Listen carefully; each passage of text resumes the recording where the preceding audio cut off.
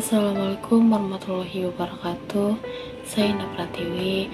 Di sini saya akan bercerita tentang kisah nyata dalam hidup kami.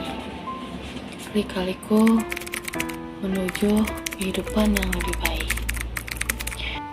Ini kisah nyata dari salah satu saudara laki-lakiku. Namanya Riko.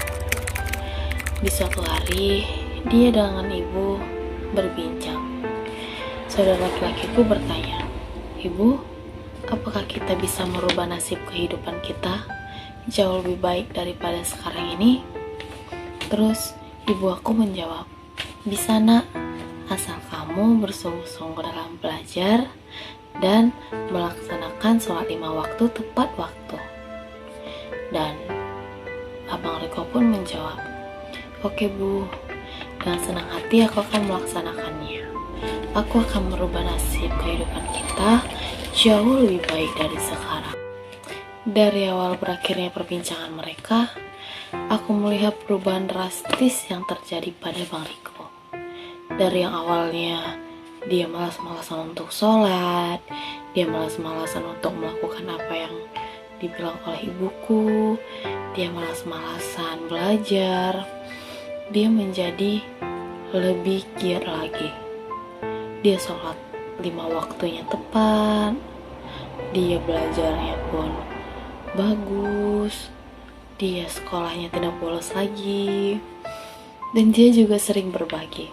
Tiba saatnya dia lulus dari bangku SMA. Bang Riko mempunyai cita-cita menjadi abdi negara. Namun sayangnya dia harus mengubur dalam cita-citanya itu. Dikarenakan pada saat itu ekonomi keluarga betul-betul krisis dan juga fisiknya yang kurang mendukung. Dikarenakan kaki sebelah kanannya pernah patah saat dia duduk di bangku SMA. Karena Bang Riko tidak dapat mewujudkan cita-citanya sebagai abdi negara, dia pun tidak putus asa. Dia mulai menjatuhkan surat lamaran pekerjaannya ke berbagai PT, berbagai tempat yang membuka lowongan pekerjaan. Tiba saatnya dia dipanggil untuk interview di salah satu PT penjual kartu. Dia diterima kerja sebagai sales kartu.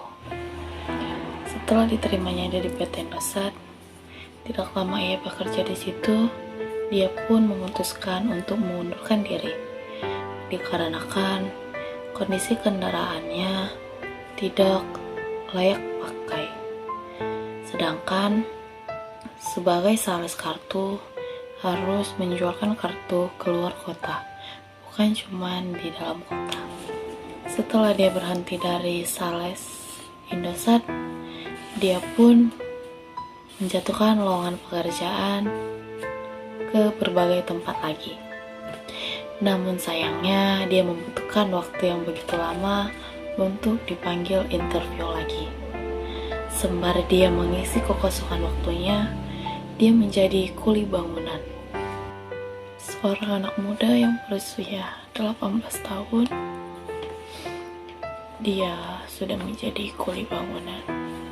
Dia bekerja dari pagi hari hingga sore hari hanya untuk mendapatkan upah 70.000 saja.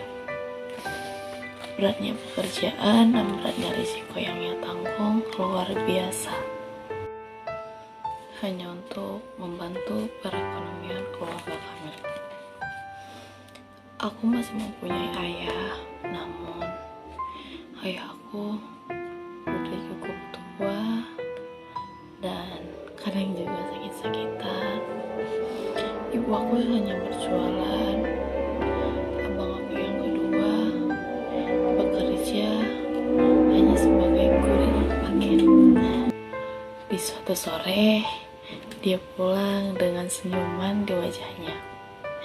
Namun, dengan bercak-bercak semen di tubuhnya, abu yang ada di wajahnya, dia pun tetap tersenyum. Dia memanggil ibuku, "Ibu, Bu, aku pulang." Terus ibu aku menjawab, "Iya, gimana nak kerjanya hari ini?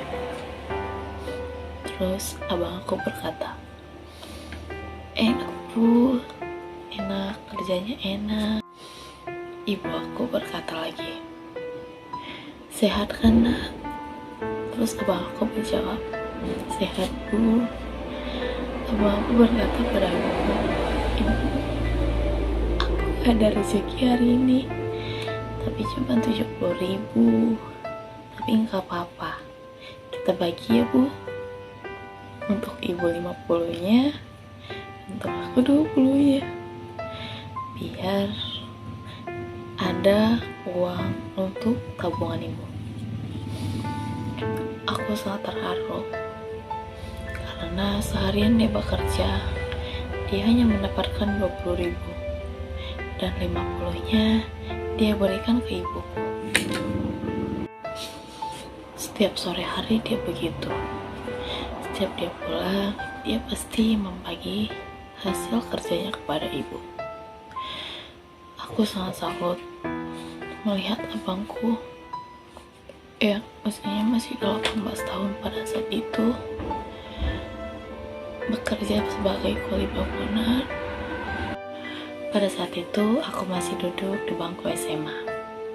Tidak lama dia menjadi kuli bangunan dan akhirnya dia pun dipanggil interview di salah satu PT yang menjual obat gitu, namanya PT Erlimpex.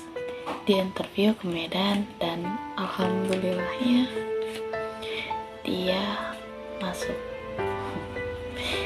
Dia cuma tamatan SMA, tapi tidak membatasi seseorang itu akan mempunyai pekerjaan yang layak.